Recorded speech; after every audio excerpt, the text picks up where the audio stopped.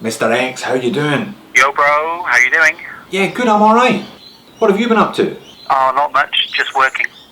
And buying watches, I see. Yeah, I've actually just picked up a two-tone Explorer. It's a honey. Very nice, very, very nice. Yes, it is pretty special. Would you like to borrow it? Yeah, you're damn right I want to borrow it for a view. But how are we going to do this in a COVID-safe manner? Easy. I'll drop it at the doorstep. I'll wear a mask. I'll knock on the door. It'll be simple.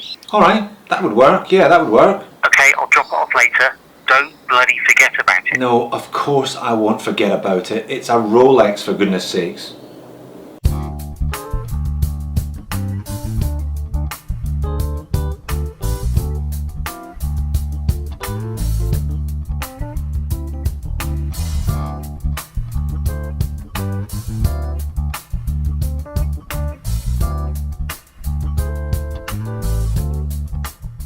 Two hours later.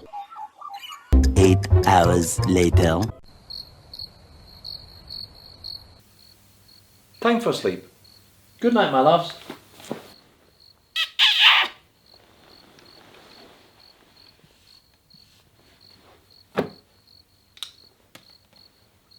A few moments later.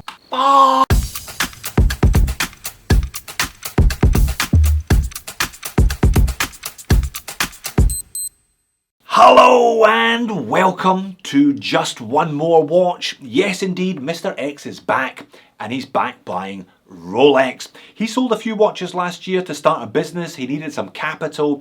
The business has done very well. He's got plenty of capital now and he's back buying. However, as you heard, Mr. X, same as me, is from the UK and he had a relationship with a Rolex AD there. None of us are getting back to the UK anytime soon thanks to this pesky pandemic, so he has had to start a new relationship with a Rolex AD here in Sydney. The first fruit of that relationship, if you will, is a brand new 2021 Baselworld two-tone 36mm Rolex Explorer.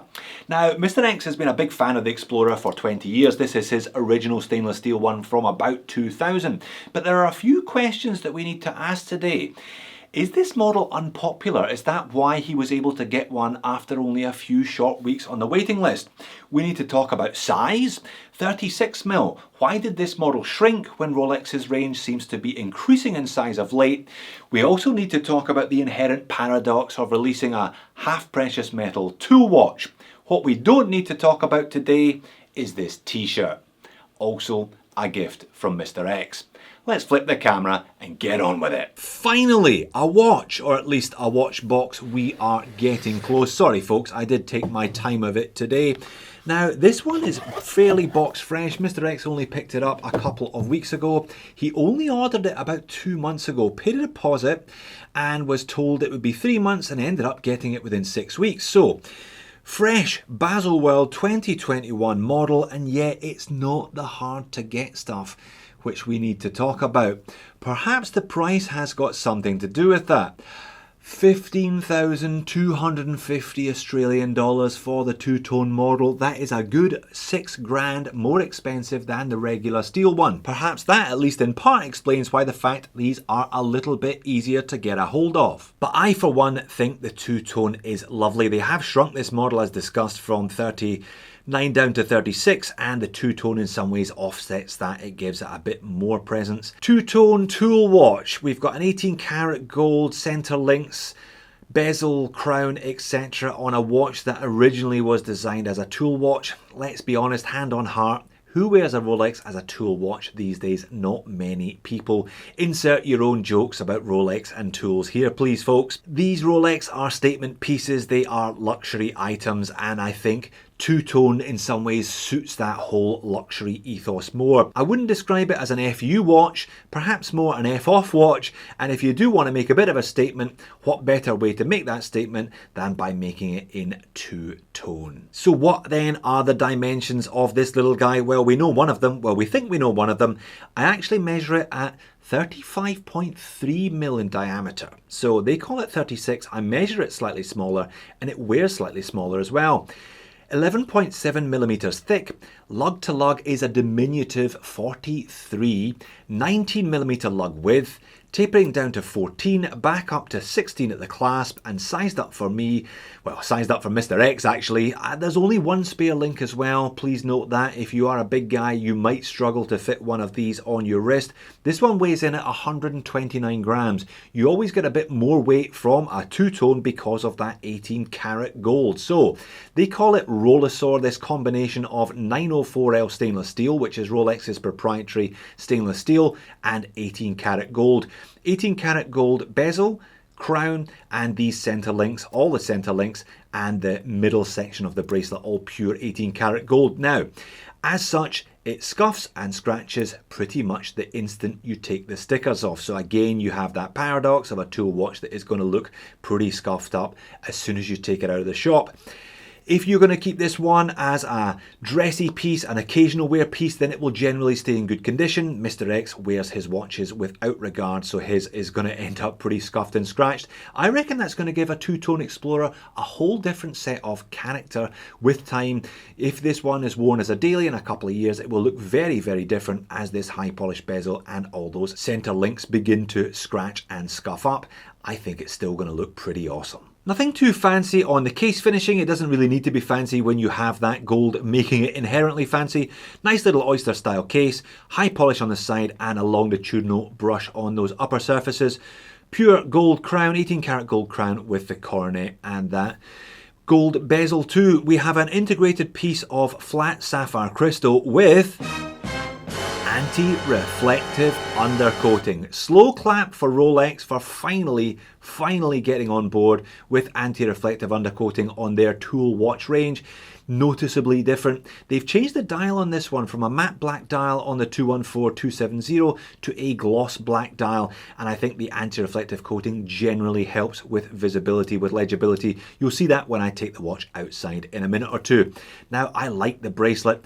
Again, 3-link oyster style, although I can say that word without fear of recrimination here because it is a Rolex, and Rolex have patented the word oyster when it comes to bracelets. The coronet features once again on the clasp in that nice 18 karat gold midsection, and you do get one little trick from this one. You don't get a glide lock, but you do get Rolex's Easy Link system, meaning you have 5mm of on the fly adjustment either way. On a hot day or a cold day, you can pop that as appropriate. It is a nice touch. Alright, let's talk about the movement. This features a Rolex in-house caliber 3230, a relatively new movement. They debuted this one at 2020. It now features in the Submariner, 3-hand no date, and all of the other 3-hand zero complication watches like the Oyster Perpetuals. I cannot show you the Paraflex shock absorbers, the Parachrome hairspring, or the Chronergy escapement because I ain't taking the back off Mr. X's brand new watch, but I will pop in a picture of it here instead.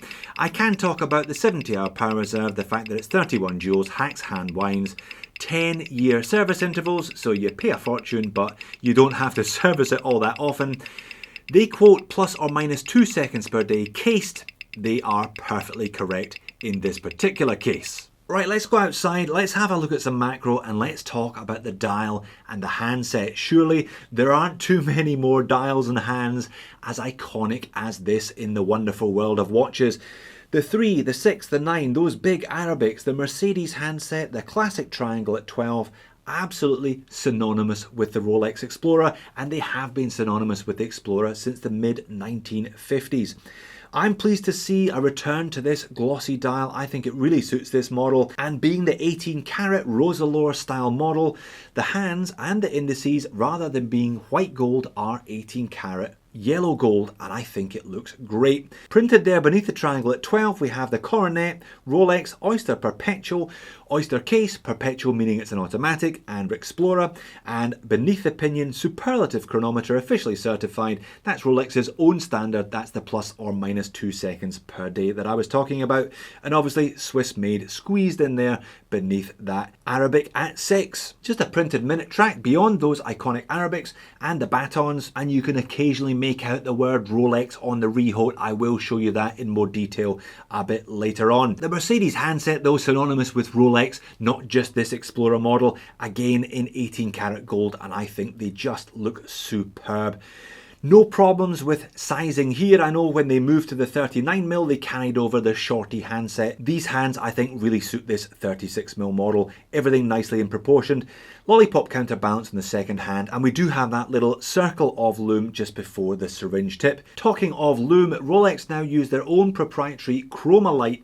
They upgraded from BGW9 a couple of years ago, but it has that same ice white blue hue. Very, very nice indeed. Rolex always do well in my episodes of Lume Wars. This one did pretty well. Didn't quite manage to take out the title, but it got to the finals, as you would expect for a watch costing $15,250. So how does it wear then? Well, I think it wears really nicely, but then again, I am a fan of smaller watches. So 36mm, no problem at all. My personal sweet spot is somewhere between 38 and 41, so I am all over 36mm. And like I said, I think this one has got a bit of extra presence because of the two-tone, because of that glossy black dial, because of those shiny hands and indices, and it feels like a decent sized watch. Small lug to lug, but 129 grams. You don't forget you're wearing this one. I guess some of that comes from that 18 karat gold, but yeah, it's got a bit more chunk to it than his older 36mm one. Et voila! I think this is a 114270. I am by no means an expert on vintage Rolex. I think this is from the early 2000s because it has solid end links. I think it looks and feels like a smaller watch, even though they're both that kind of 35 to 36mm. This one has solid end links, but it does have the press clasp, coming in at 108 grams, so a noticeably lighter wearing watch on the wrist than the modern two-tone. Overhead shot will give you more perspective on the sizing, also the improved legibility thanks to that anti-reflective undercoating, that lovely gloss dial, and the way the whole thing shimmers underneath my studio lights. An intoxicating little watch, this one, I think. And when we look at the watch outside, again, you can see the improvements to legibility thanks to the anti-reflective undercoating. From a distance, yeah, there's still a little bit of flecto, but when I show you the watch a little bit closer, probably where you're going to be looking at it in fairness, you can definitely see improvements. You can see the dial, it's nicely legible at all angles. You can also see how nice that yellow gold looks in natural light, all glinting. Same as when I get it on wrist. Small watch, big presence, and a lovely wrist roll effect with all those high polished links. Looking down the wrist, 43 lug to lug, very compact. There was a theory that this one was designed to appeal to ladies as well. I see no reason why it shouldn't be a bit of a unisex watch, but I see no reason why bigger guys shouldn't get away with this one just as nicely. So where does that leave us with this one then? I've talked about the two-tone tool watch paradox. Nobody is wearing these as tool watches in 2021, I don't think. And if you do want to beat it, in inverted commas, then this will look sensational in a few years' time with scratches all over that 18 karat gold and the soft 904L stainless steel. All the while that gloss dial, those hands, those indices will look as gorgeous as the day when it left the shop. I've talked a little bit about the size. I've got no problems with 36mm, but I know other people did, and it seems strange that they shrunk this model when all other Rolex, or most other Rolex, have been increasing in size over recent years. The Submariner went from a 40 to a 41, the Oyster Perpetual went from a 39 to a 41, the Sea Dweller puffed up to 43, and the Explorer 2 puffed up to 42mm. Why then did they shrink this one? Surely limiting its market a little bit. So what then are they going to do with this model? If Mr. X was able to get one of these fairly quickly, it shows that they aren't as crash hot as the regular stainless steel ones. I guess the 15 grand price tag has something to do with that, but we all know there's a pricing paradox with Rolex as well.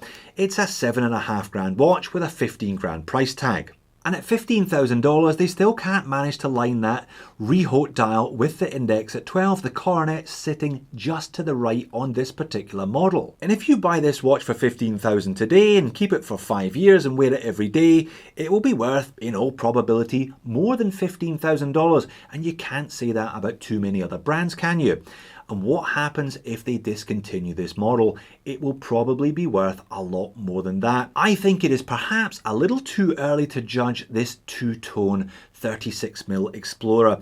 I think we'll know where this fits into the great scheme of things, the great Rolex canon in a few years' time, and it will rather depend on what they decide to do with the Rolex model in the years to come. So there you have it. What did you think of that cute little two-tone roller? A snip at only 15 grand. If you like two-tone, why not check out the review of his two-tone sub? If you like the Explorer, the 214270 I thought was almost perfect. Thanks for watching. I'll see you soon.